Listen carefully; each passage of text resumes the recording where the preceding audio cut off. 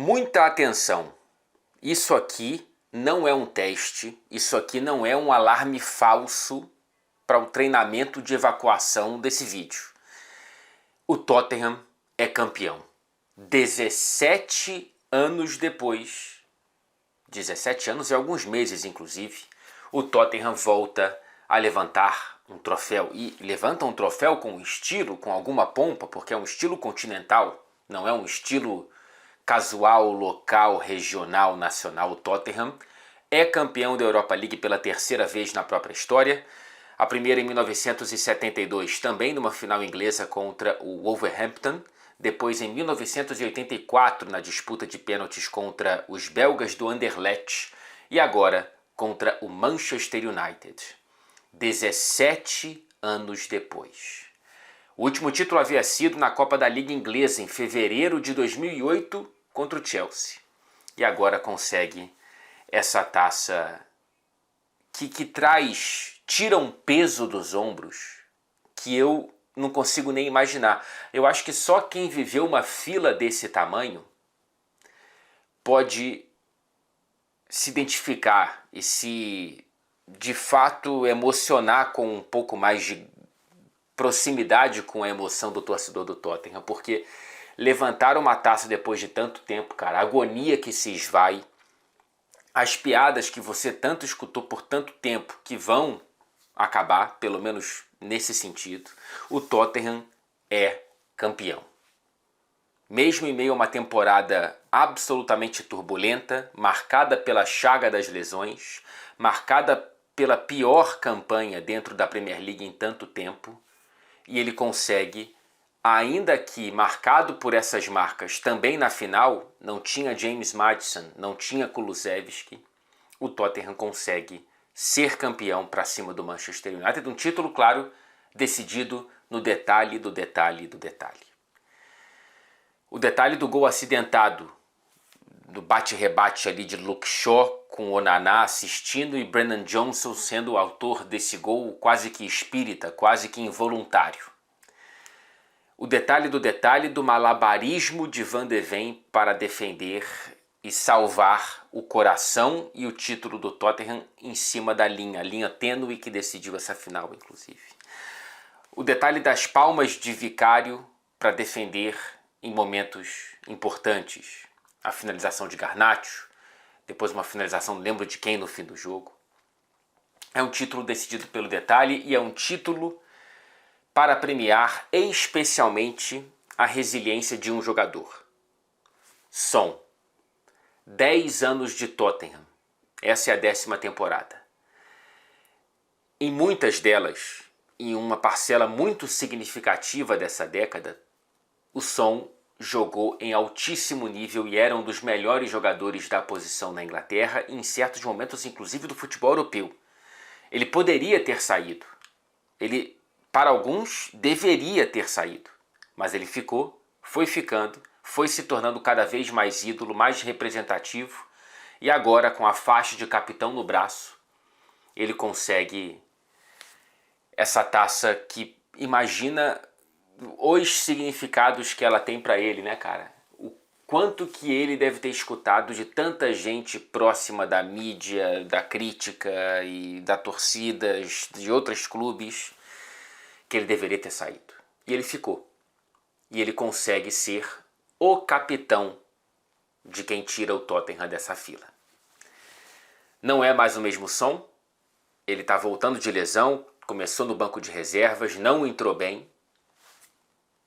Mas ele simboliza muito bem a importância de quem acreditou nesse clube e de quem ficou para conseguir, enfim, tirar toda essa ansiedade do peito. Um título também para dar razão a Ange Postecoglou.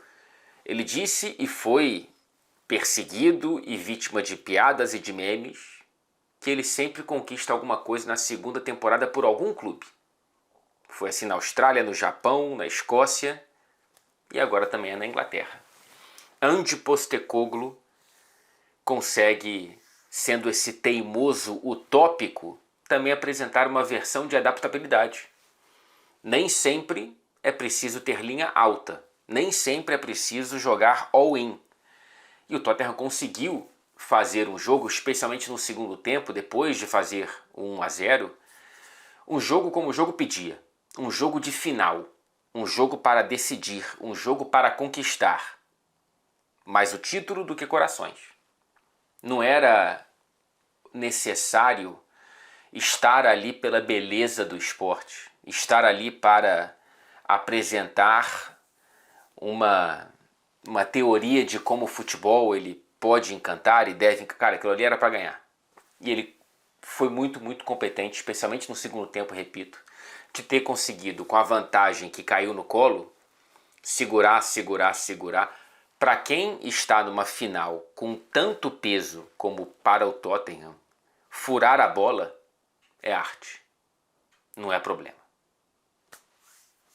Não sei se eu ficaria com o Andy para a próxima temporada, não é papo para agora, porque eu não quero ficar falando de demissão ou não do treinador que consegue algo tão grande nesse momento para os Spurs. Não é momento de racionalidade, pelo menos aqui nesse vídeo, tá bom? Sim, o jogo foi ruim. É claro que o jogo foi ruim. Mas eu imagino que você já tenha visto o seu time, ou enfim, já tenha visto alguém torcendo pelo próprio time numa final com tanta tensão. Para o torcedor do Tottenham, tanto fazia se o jogo era bom, se o jogo era ruim. Depois do 1-0, meu amigo, não existe jogo feio para quem está com essa vantagem e com tanto a perder, porque tem muito a ganhar. Então, cara, cada dividida, cada milímetro tem importância de quilômetro, cada passe vira um negócio com uma lupa. Eu sei das minhas experiências de arquibancada, o quanto que eu sentia e sinto isso. Então, é algo realmente muito, muito, muito poderoso, assim. Então, pro Tottenham, cara, não importa. O jogo não precisava ser bonito, repito aqui. Mas sim, quem não estava ali com o coração na mão, não se divertiu. Não foi uma final divertida. Não foi uma final para retratar a qualidade da competição. Uma Europa League que, por uma alteração que eu concordo da regra, não recebe mais clubes rebaixados da Liga dos Campeões, e com isso você tem os clubes que, em teoria, não são os principais do futebol europeu. Digo em teoria porque às vezes de uma temporada para outra o cara se classificou para a Europa League, mas na temporada seguinte ele dá um salto de qualidade tão grande que ele fica muito grande para a Europa League. Não foi o caso dessa vez. O jogo retratou a qualidade do 16º e do 17º colocados da Premier League. A grande dificuldade em vários momentos era você entender qual era qual. Qual era o 16º, qual era o 17º, porque até 1-0 do Tottenham, porque depois do 1-0 eu entendo tudo que o Tottenham fez, até 1-0 era um jogo realmente de castigar muito a bola, né? Assim, retrata isso, retrata finais, né? Em uma parte considerável das finais de competições, ainda mais as que são muito importantes para os dois clubes envolvidos, que tem muito peso nas pernas e nos ombros, os jogos não são algo para você pendurar no Louvre. São muito mais para ganhar e não para encantar.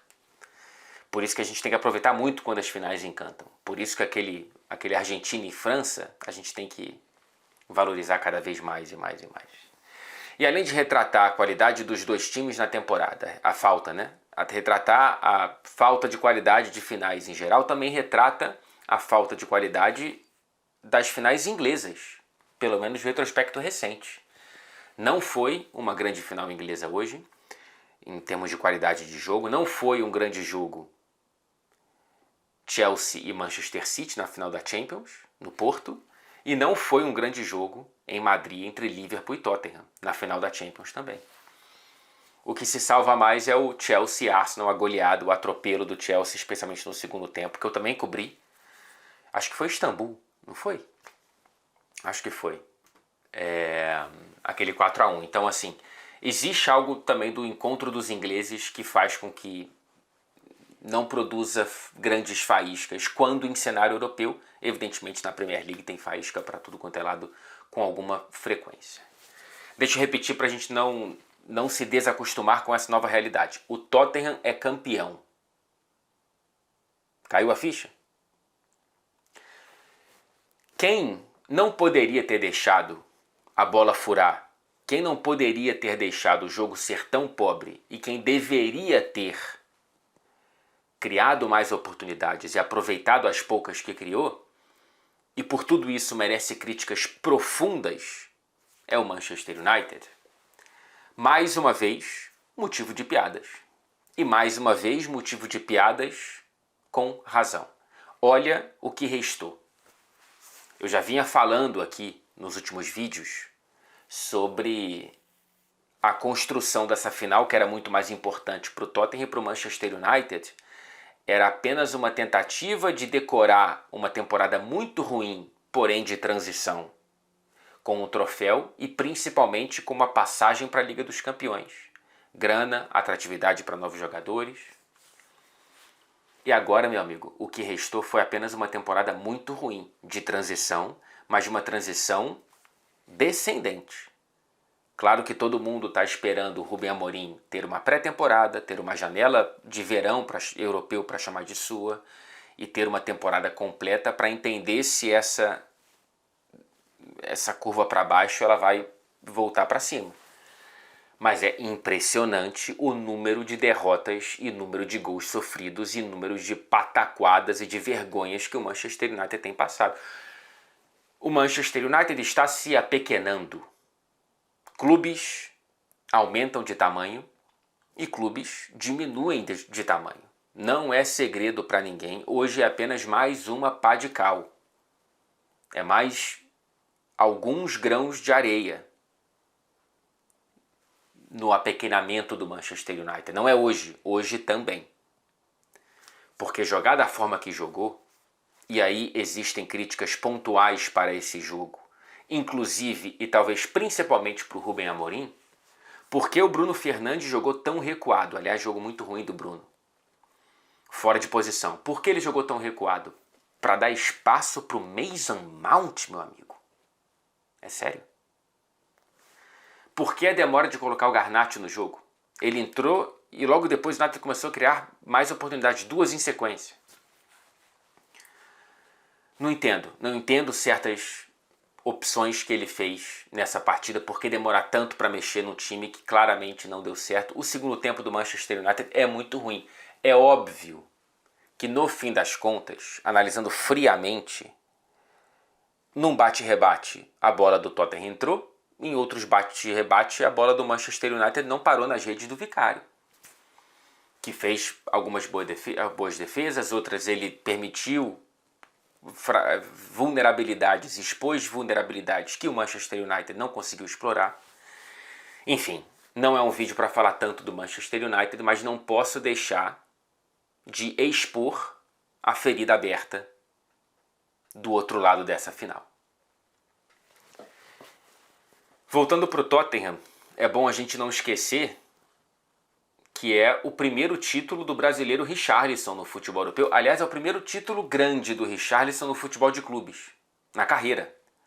Porque no futebol brasileiro ele só conquistou a breve e extinta Primeira Liga com o Fluminense, lá atrás. Então é o primeiro grande troféu, e logo, repito, um troféu continental. Richarlison, não sei se continua no Tottenham, não sei se estará no Tottenham para a Liga dos Campeões, mas ele consegue esse troféu numa temporada muito difícil para ele, né? E agora, com um ex-treinador que gostava muito dele no Everton, pode ter uma estrada de recomeço também na seleção brasileira, caso encontre principalmente a estabilidade física. Que temporada, hein? Senhoritas e senhoritos, uma temporada de desafogar agonias. Newcastle campeão da Copa da Liga, depois de mais de meio século levantando o título.